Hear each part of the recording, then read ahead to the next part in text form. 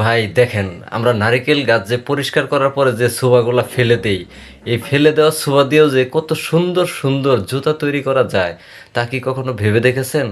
যদি না দেখে থাকেন তাহলে অবশ্যই ভিডিওটা একটু ধৈর্য ধরে দেখুন। এই যে উপরে বানানো হচ্ছে জুতাগুলো, দেখেন কি সুন্দরভাবে প্রসেসিং করে এই ছোবাগুলো দিয়ে আপনার বিভিন্ন আইটেমের বিভিন্ন ধরনের জুতা তৈরি করতেছে। আপনি দেখলে অবাক হয়ে যাবেন, অসাধারণ সুন্দর একটি ভিডিও। একটু ধৈর্য ধরে দেখুন। সারা জীবন তো আমরা বিভিন্ন ধরনের জুতা পাই দিই, আসলে কোন জুতা কি দিয়ে তৈরি হয় আমরা জানি না। তবে এই জুতাটা দেখেন, নারিকেল গাছের এই যে যে ছোবা থাকে আমরা পরিষ্কার করে ফেলে দেই, এই ছোবা দিয়ে সুন্দর সুন্দর জুতা তৈরি করতেছে। তো ভিডিওটা দেখুন এবং কি অন্য আরেকজনকে সবাইকে দেখার জন্য ভিডিওটি বেশি বেশি শেয়ার করে দিবেন।